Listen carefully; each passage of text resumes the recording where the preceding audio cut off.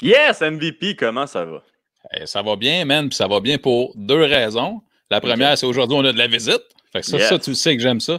Puis la deuxième, c'est que la visite, tu sais que ça faisait partie aussi de mes demandes spéciales, même si tu avais l'intention de le caller. Fait que je suis super content, mon gars. Puis toi, comment ça va? Ben, ça va bien, ça va bien. Puis là, avant de faire entrer l'invité surprise, j'ai quelque chose à plugger parce que ce bon vieux Sébastien Léger, de Sébastien Léger Plâtrier Inc., nous a encore commandité.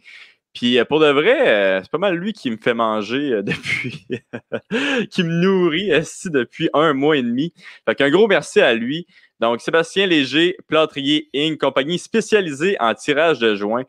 Puis là, il m'avait dit aussi revêtement acrylique et creepy. Mais il m'a texté, il a dit enlève ça. Fait que oubliez ce que je viens de dire.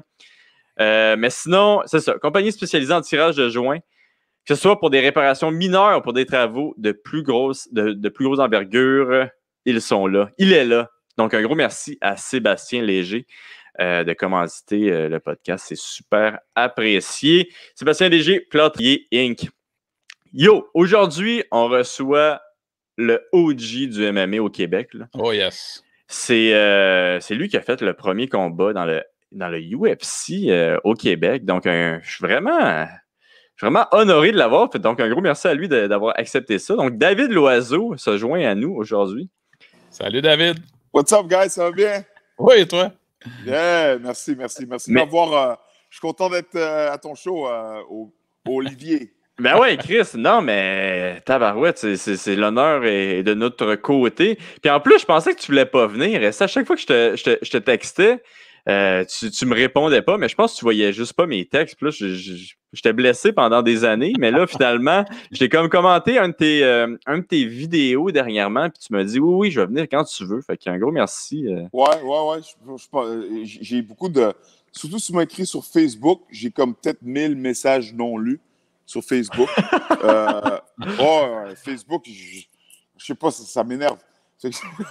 J'évite Facebook, mais Instagram, je suis très actif, je lis les commentaires. Fait que, quand j'ai vu ton commentaire, je t'ai écrit. Yeah, man. Yeah. Yeah, Chris, merci d'être là. Puis, écoute, je demande ça à tous les invités. Là, comment le COVID te traite, toi, présentement?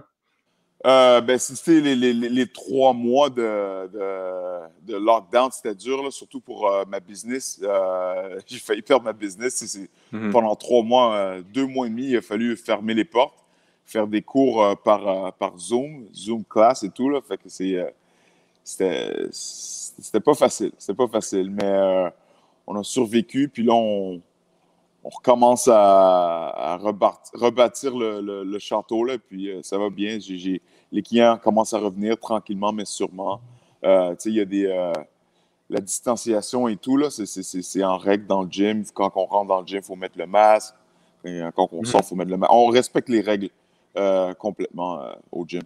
OK, parce que toi, là, ton gym, ça s'appelle The Crowd. C'est que j'ai de la misère en anglais. Crow Training Center. Ouais. Merci de m'avoir aidé.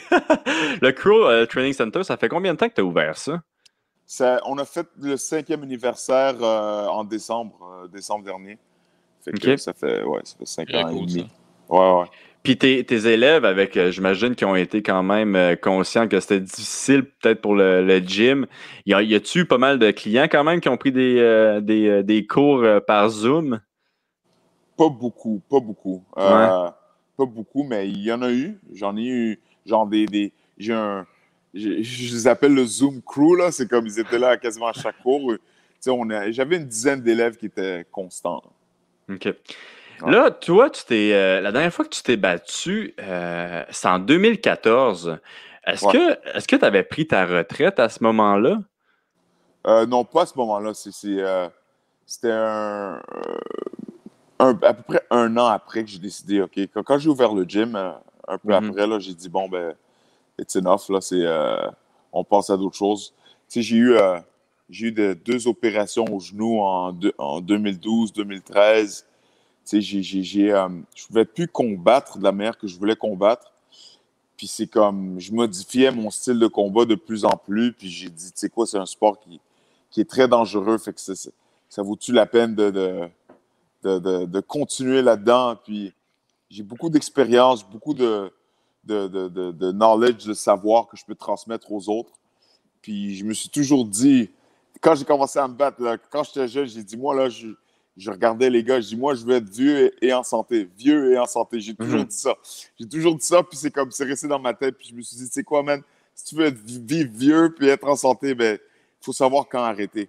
Tu comprends? Puis ça, c'est quelque chose qui est très, très, très dur pour un combattant. Très dur. Moi, là, en 2015, j'ai annoncé à ma famille, mes amis proches que j'arrêtais les combats, mais c'est pas jusqu'en 2019 que j'ai vraiment fait le deuil. Ah oui? À chaque fois que je regardais un UFC,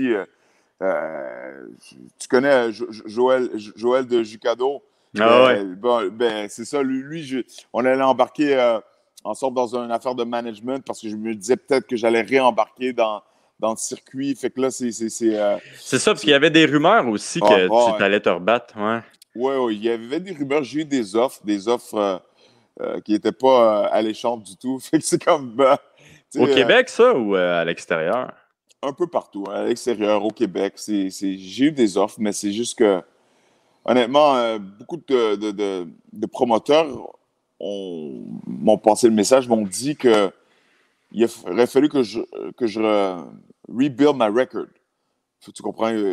Remonter ma fiche pour pouvoir avoir des bourses qui valaient la peine et tout ça. Puis là, je me suis dit, tu sais, j'ai combattu professionnellement pendant 14 ans sans arrêt. Je me suis battu pour la ceinture du UFC. J'ai été 2 fois j'ai eu des knockouts de la soirée en 2 fois. J'ai headline, j'ai été la tête d'affiche 2 fois au UFC. Tu sais, j'ai fait des bonnes choses. Tu sais, le premier Québécois à combattre au UFC. Alors, si après 14 ans de up and down, je dois rebâtir ma fiche, mais peut-être c'est le temps de passer à d'autres choses. Tu sais, fait que ça, je me suis dit. Puis je suis tellement heureux de ma décision. Tellement. Là, je regarde, là, je suis comme, man, ça, c'est de la sagesse. Mais peut-être que tu aurais été moins sage si l'offre avait été alléchante. C'est sûr, j'aurais été moins sage. C'est sûr. Puis pourquoi tu avais peur de prendre ta retraite?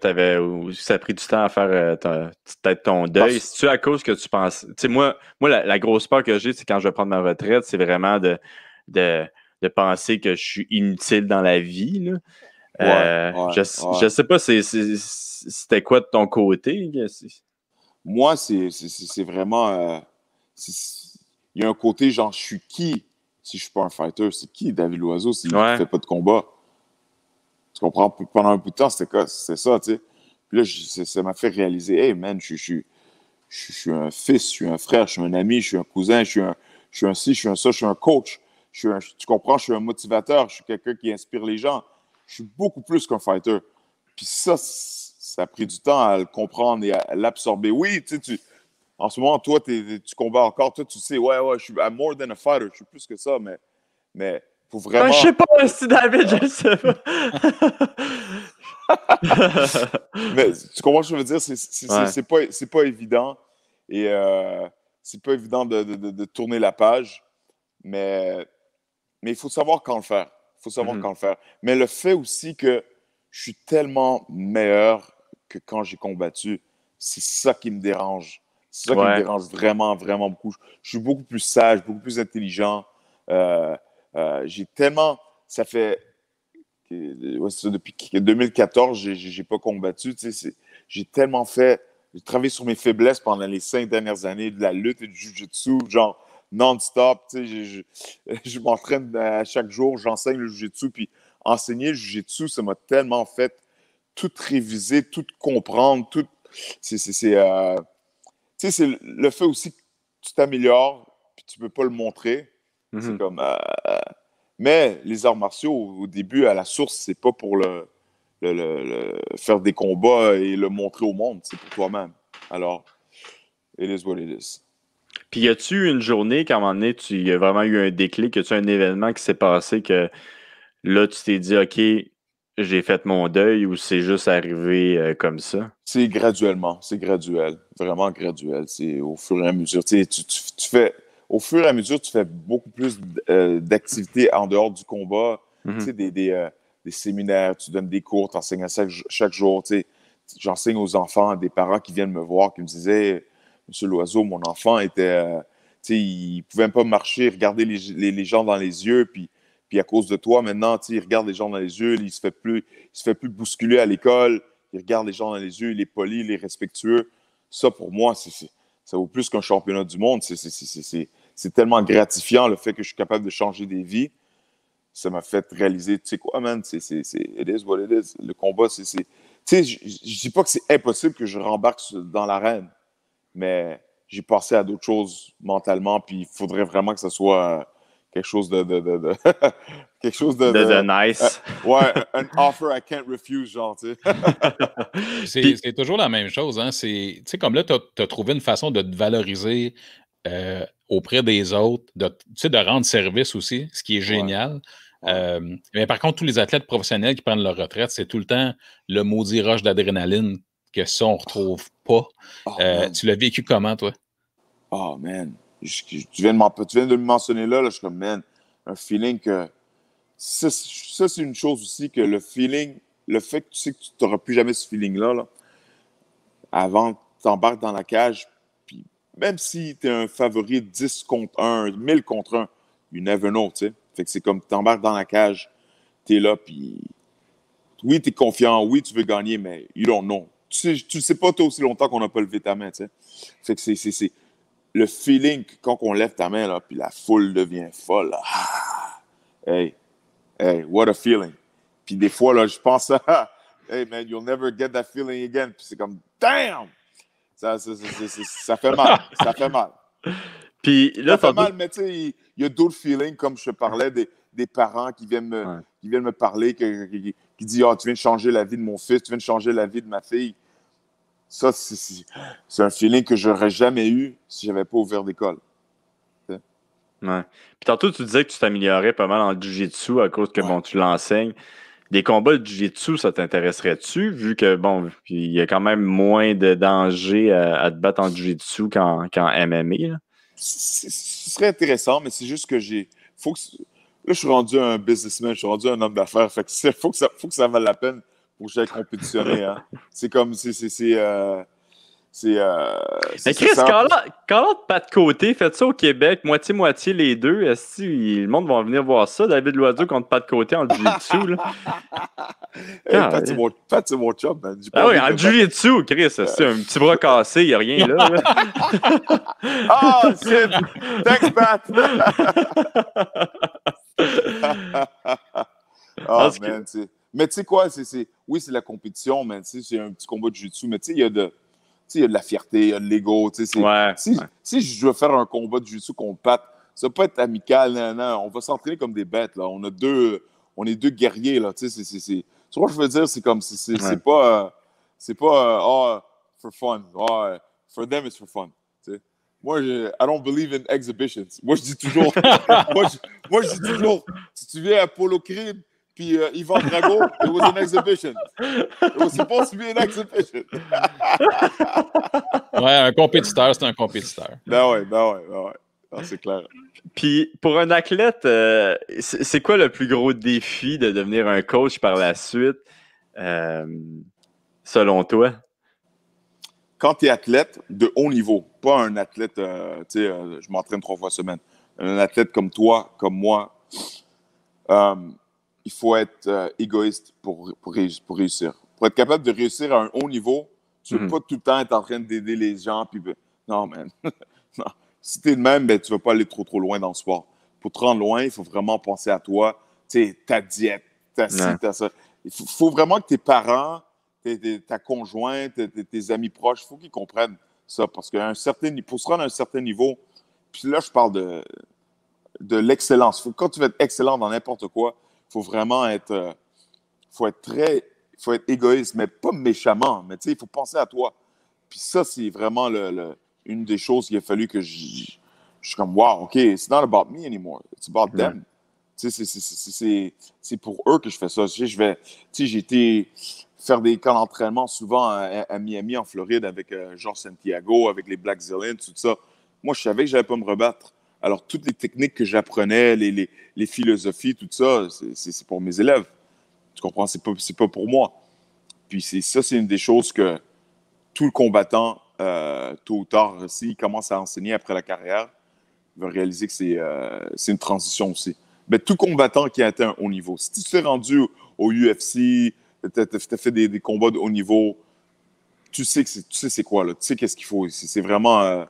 Est-ce que tu es d'accord avec moi, Olivier? Genre, il faut penser à soi-même et tout?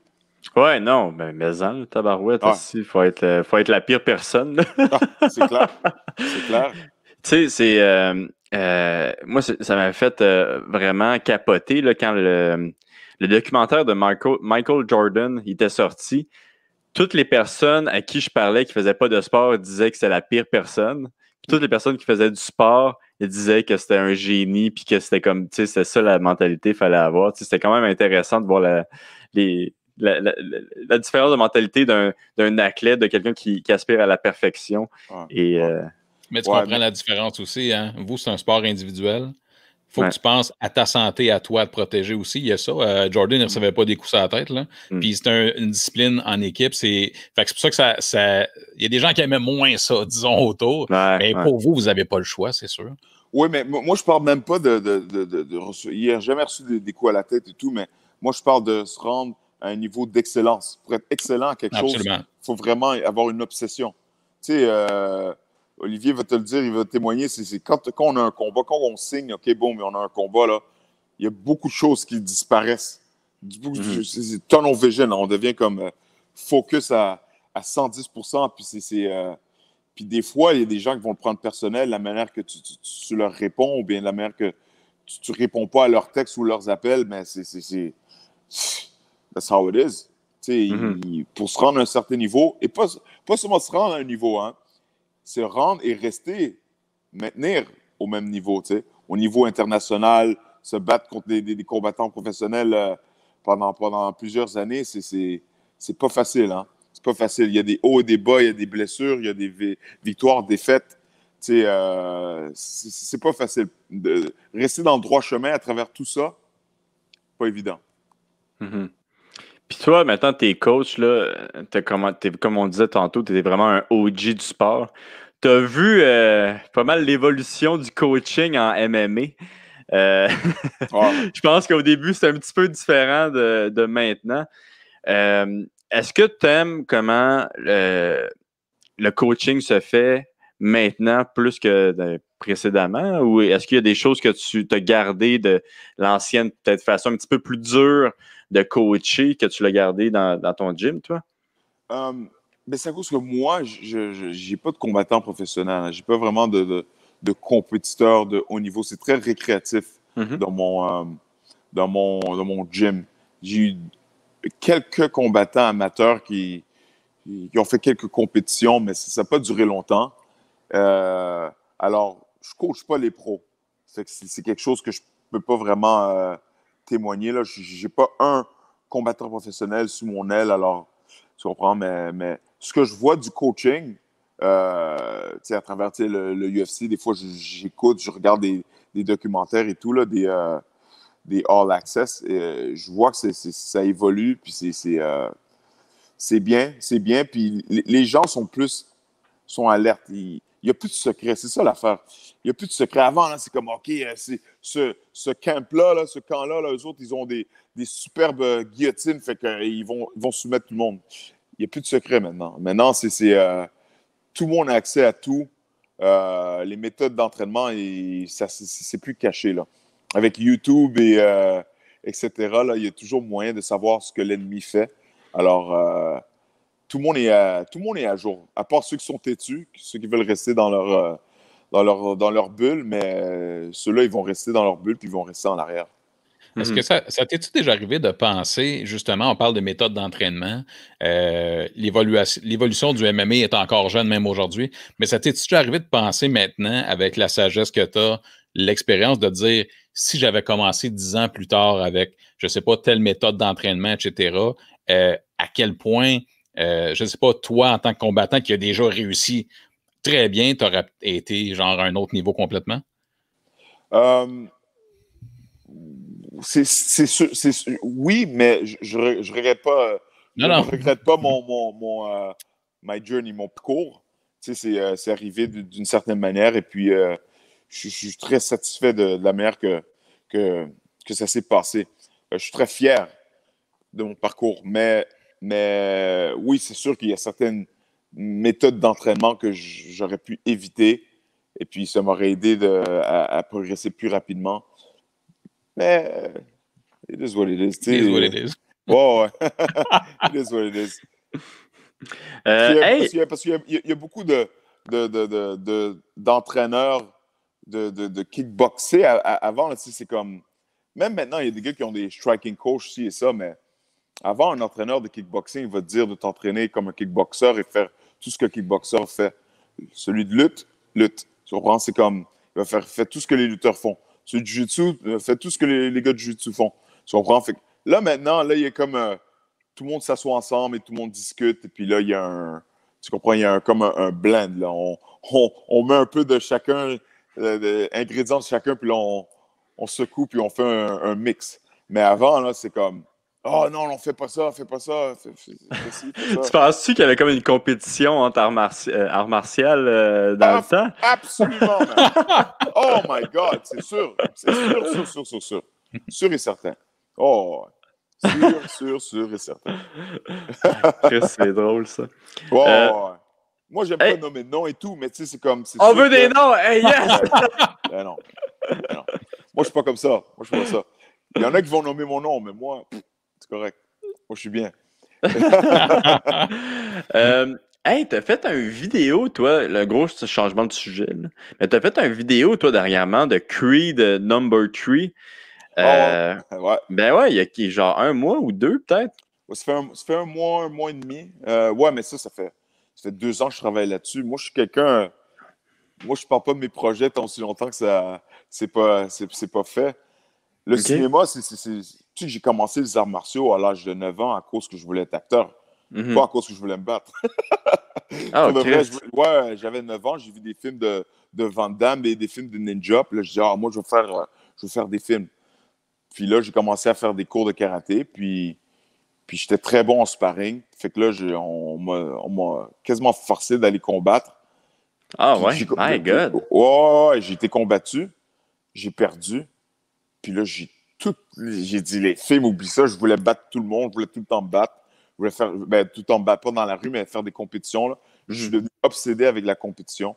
Puis ça m'a rendu ce que ça m'est rendu. Mais au début, je voulais être acteur. Puis tu sais, en 2006, j'ai tourné un film, le film de Dan Bigra, La Rage de l'Ange. La Rage de l'Ange, c'est ça. Okay. C'est la première fois que j'ai eu un rôle parlant en 2006. Puis ça, 2006, non, c'était en 2005 que j'ai tourné. Puis là, en 2005, c'est mes grosses années de combat, tout ça. Fait que là, j'ai dit, OK, je fais le tournage. Puis après, boum, je m'en vais.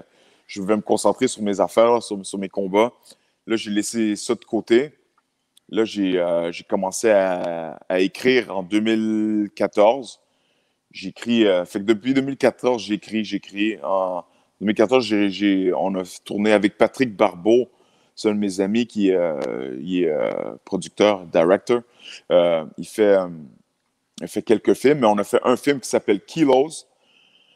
On l'a tourné avec Eddie King. Avec Eddie King, ouais. On a tourné ça. C'est sorti en 2014. Et puis là, il y a 2 ans, 2018, à la suite de plusieurs voyages, j'ai fait beaucoup d'auditions, j'ai fait beaucoup de casting et tout, puis j'ai pas réussi à avoir des rôles. Puis là, j'ai regardé j'ai vu une entrevue de Sylvester Stallone qui a parlé comment il a réussi à faire Rocky et tout, puis c'est ça qu'il a fait. Il ne pouvait pas avoir de rôle et tout, il ne pouvait pas avoir de travail. Alors, il a écrit l'histoire de Rocky. Mm-hmm. Là, je me suis dit, man, j'ai tellement d'imagination. Let me try something. Là, j'ai commencé à écrire, effacer, écrire. Puis là, j'ai fini avec un bon concept. J'en ai parlé à Patrick Barbeau, puis il a lu l'histoire et tout, puis il a lu le script, puis il a dit, David, man, let's do it. OK, là, ouais, excuse-moi, parce que là, le vidéo que j'ai vu, c'est celui de quelques minutes. Ouais, 2-3 minutes. Ouais. 2-3 minutes. Mais le but de ça, c'est quoi? C'est de vraiment faire un film avec ton... Oui, c'est présenter ça. C'est pour présenter... wow! Au OK. public et pour présenter ça à MGM Studios. OK. Ça, c'est la compagnie qui The Owners of Creed franchise. C'est eux qui ont la franchise. Alors, c'est vraiment aussi pour se faire découvrir en tant qu'acteur et tout, et puis comme en tant que quelqu'un qui écrit. Et puis, ouais, c'est ça.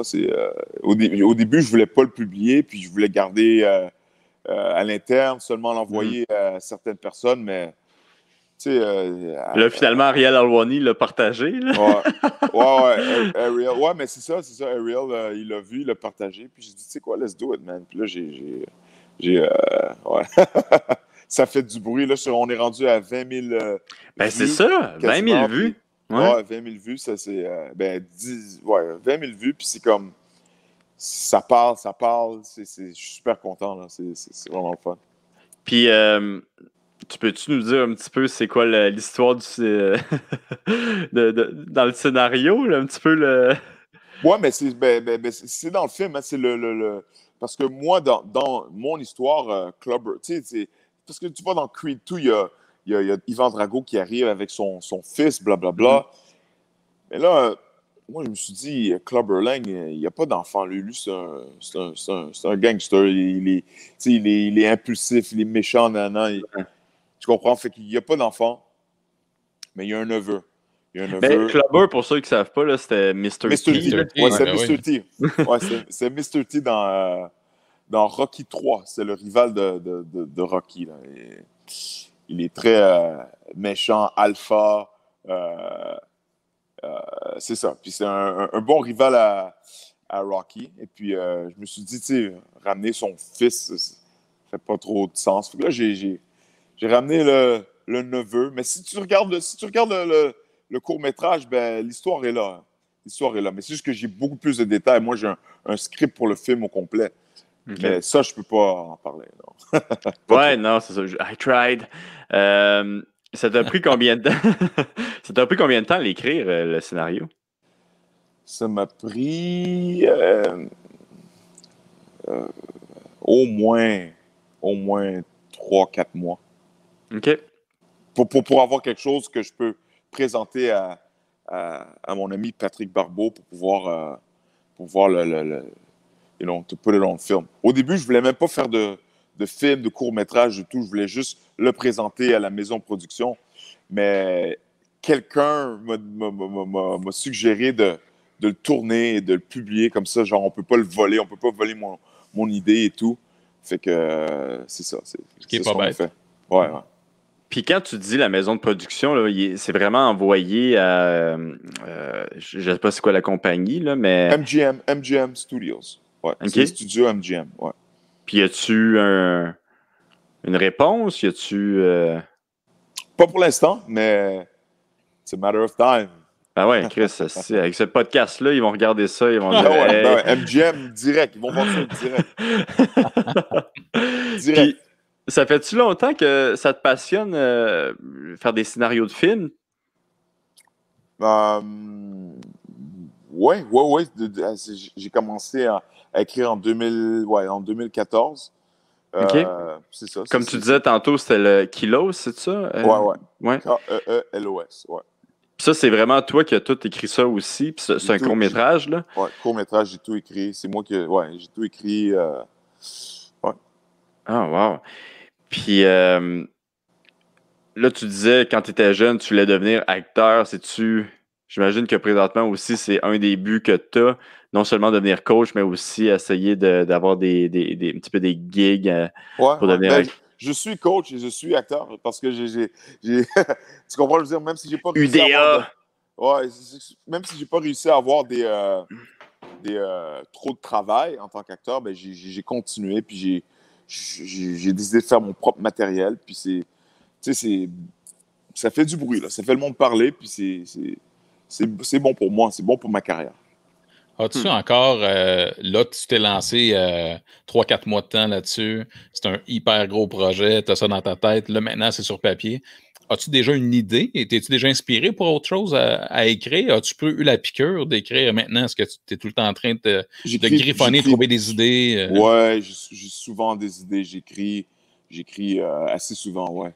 Oh, c'est ça, ça fait un bon 2 ans que j'écris here and there tout le temps. Là. Dès que j'ai une idée, je suis comme, peut-être ci, peut-être ça. Puis j'écris puis j'efface beaucoup. Beaucoup de choses, je suis comme, man, quelle allée.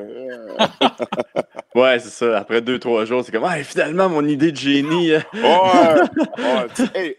L'idée de Creed 3 là, et tout, man, avant que j'approche qui que ce soit, là, qu'est-ce que je suis fou? Am I crazy? Ça fait-tu du sens? Puis là, après 2-3 personnes qui ont lu le script, quand j'ai vu leur regard, puis OK, je dis OK, I did something right. J'ai fait quelque chose de solide. Est-ce que c'est intimidant? Juste l'envoyer, le geste, de dire OK, on l'envoie? Oui, mais c'est sûr que c'est quelque chose de parce qu'une fois que tu l'envoies, c'est envoyé. Hein? Tu comprends? Ça fait que c'est comme. C'est un peu intimidant au début, mais maintenant je suis confiant dans ce que je peux amener à la table et tout. Alors, tout est effrayant au début. Hein? Tout est effrayant. Les combats, le podcast. Tu sais, quand tu as commencé, je suis sûr que c'était pas évident. Ouais, man. Si je pensais que j'allais pas start à chaque épisode. C'est clair. Au début, c'est clair. Mais moi, là, tu disais que tu écrivais pas mal. Y a-tu d'autres scénarios que tu es en train d'écrire présentement? Oui, mais ça a rapport avec l'histoire, l'histoire de Creed. Puis ça, disons, dans le pire des mondes, là, tu t'entends pas parler de la compagnie de production. Est-ce que tu voudrais quand même peut-être le sortir pour tout le monde, pour que le monde puisse le lire, ou c'est pas vraiment dans tes plans? Mais c'est sûr que je peux le modifier pour faire ma propre chose. C'est pour ça que je ne sortirai pas pour que les gens le lisent. Okay. Je peux l'adapter. L'histoire, l'adapter pour quelque chose qui n'a pas rapport avec Creed ou Rocky. Tu comprends? C'est très... c'est une belle histoire, alors c'est quelque chose que je peux adapter à quelque chose d'autre. C'est où que tu avais... Tu disais que tu avais un ami réalisateur. Là. C'est où que tu l'as rencontré, ce gars-là? Patrick Barbeau, j'ai rencontré à travers des amis. À travers des amis, on s'est rencontrés. Hey, David, lui, il fait des vidéos. Puis, c'est random. Puis ça m'étonne aussi parce que, tu sais, d'habitude, là, souvent, les combattants, là, je pense que tous les combattants veulent aller en cinéma après, là. Mais souvent, c'est en cascadeur. Ouais. Ça t'avait-tu traversé l'esprit aussi, mais où toi, c'était vraiment, là, tu voulais devenir... J'ai fait des cascades. J'ai fait du stunt acting. Il y a un film qui s'appelle Turbo Kid. Je pensais que c'était Turbo, l'espèce de Fast and Furious du Québec. Non. Avec Lucie Laurier, j'étais content. Non, ça s'appelle Turbo Kid. Ça a été tourné à Montréal. Je suis un des soldats qui se fait trancher la tête, là, à un moment donné. Mais Chris, Turbo Kid, là, c'est une grosse affaire, ça, dans le Deep Web, là. C'est genre vraiment populaire, non? Ouais. Une espèce d'affaire de jeu vidéo, là, qui met un... Hey, Chris, oui, j'en avais entendu parler de ce film-là. T'as joué là-dedans? J'ai du monde qui m'écrit « Hey, c'est-tu toi dans Turbo Kid? » Je suis comme yeah. Chris, comment t'avais fait pour pogner ce contrat-là? Audition, agent, à travers des agents et tout. Okay. Parce qu'ils tournaient ça à Montréal, alors ils cherchaient des gars assez costauds et tout. Mais c'est tellement pas... Moi, écoute, je suis tellement pas étonné, David, là, que le métier d'acteur, tu sais, comme tu disais, Ali, il y a comme l'athlète, souvent, il y a un penchant vert, mais moi, ce qui m'étonne pas, c'est que je suis l'UFC depuis les tout débuts, mais quand toi, tu es arrivé, bizarrement, là, c'est comme si l'UFC, ça n'existait pas. Mais quand tu es arrivé, c'est comme j'ai fait « Ah ouais, ça se peut. » Tu sais, un Québécois, c'est la première fois, puis mes chums autour de moi, même chose. Puis là, c'était pas juste « ça se peut, un Québécois ». Le Québécois, il est bon et il est charismatique. Tu fais-tu me niaises? Il est spectaculaire dans ses combats. Il est charismatique. Puis après ça, il va nous représenter. Mais c'est normal, toutes ces qualités-là que tu dis « Ah ouais, moi, j'aimerais ça être acteur. » C'est toutes des qualités d'un acteur, non? J'apprécie. Merci. Merci.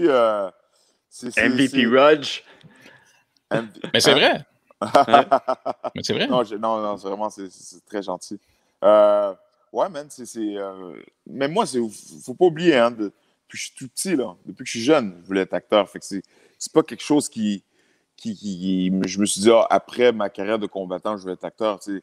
Pendant ma carrière, j'ai réussi, j'ai fait une audition pour un rôle et j'ai réussi à avoir le rôle, La Rage de l'Ange et tout. J'ai toujours été quelqu'un qui aimait être devant la caméra. T'sais. Moi, je connais des combattants. C'est pas vrai que tous les combattants veulent être acteurs, hein, parce que j'en connais qui me disent, man, je préfère me battre 10 fois contre Wanderlei Silva qu'être filmé, être acteur et avoir des lignes à mémoriser et tout. Je connais du monde qui ne veulent rien savoir de ça. Je connais des combattants qui ne veulent rien savoir. Puis oui, être bon combattant, c'est une chose, mais être bon acteur, c'est quelque chose d'autre. Moi, je me suis concentré là-dessus. Là. Je n'ai pas seulement écrit mon script et tout. J'ai pris des cours. J'ai pris des cours de acting, tout ça. Je l'ai traité comme si c'était un combat. Alors, je suis très méthodique et professionnel avec ça. Là. Mais tu vois, quelqu'un qui ferait les mêmes étapes que toi, mais à 9 ans, puis dans toute ta vie, moi, je ne te connaissais pas jeune, évidemment, tu devais être charismatique à la base, et ça, c'est une clé qui ouvre beaucoup de portes dans la vie. Et après ça, tu ajoutes le travail, puis ça donne exactement là, ce qu'on voit en ce moment. Oui, exactement. Comme tu dis, il faut du travail. Être charismatique, il y en a beaucoup de gens charismatiques qui font pas grand-chose. Alors, il faut avoir la discipline. Il faut avoir le goût de travailler. C'est pas j'aimerais ça que ça vienne. Non. Ah ouais. Faut travailler. Là. You have to put yourself out there. Il faut se mettre. Faut savoir salir ses mains. Il faut savoir get dirty. Hey, écoute, David, je sais que tu dois donner un cours, toi, bientôt. Là. Y a-tu quelque chose que tu voudrais plugger avant qu'on se quitte? Ben, mon gym, c'est Crow Training Center, www.crowtrainingcenter.com. On a une page Instagram, Crow Training Center. C'est ça, C'est situé où, hein, ton gym? C'est dans le quartier Saint-Henri, sur la rue Saint-Ambroise. OK. C'est sur la rue Saint-Ambroise. Puis là, tu m'avais-tu dit qu'il y avait des cours de groupe maintenant qui étaient recommencés ou c'est juste des privés? Non, c'est les cours de groupe avec la distance, 2 mètres de distance entre chaque personne. Okay. Il faut réserver son spot sur le site web pour pouvoir avoir accès aux cours. C'est vraiment by the book. Moi, je vais by the book parce que je veux pas de problème, je veux pas d'amende. Les amendes, il paraît que... No joke, man! Hey, j'ai entendu des histoires, j'ai dit « What? » Et une amende, Il y en a-tu au Québec du monde avec des amendes? J'en ai pas entendu parler pourtant. J'ai entendu des rumeurs d'amendes, mais okay. Tu comprends, j'ai pas vu. C'est combien? J'ai entendu 6 000. Je dis effectivement. Ouais. Pour tous les commerçants, là, ça peut aller jusqu'à 6 000. Yo! Moi, je veux rien savoir. Moi, quelqu'un rentre sans son masque. Yo! Dehors, mets ton masque. Moi, je les règle by the book. Je veux rien savoir. 6 000? Fuck. No way. Puis toi, tu peux-tu faire des pads? Y a-tu une loi que tu n'as pas le droit de faire de pads? Je sais que j'ai vu pas mal de coachs avoir l'espèce de visière. Ils mettent la visière. Moi, pour l'instant, je fais rien. Je fais rien de T'as ton bâton, puis... Ouais, j'ai mon bâton. Hey! Hands up! Lève les mains! OK, ben parfait. Steven, merci David d'être venu. Ça fait plaisir. Vraiment plaisir. Merci beaucoup. Ouais, c'était intéressant de voir. Tu sais, je pense que beaucoup de monde connaissait ta carrière, mais c'est intéressant aussi de voir l'autre côté, le côté plus artistique de David. Là, je suis vraiment content. Ouais, mais tu sais quoi, on est des artistes martiaux, hein? Martial artists. Ouais. Comme Georges dit.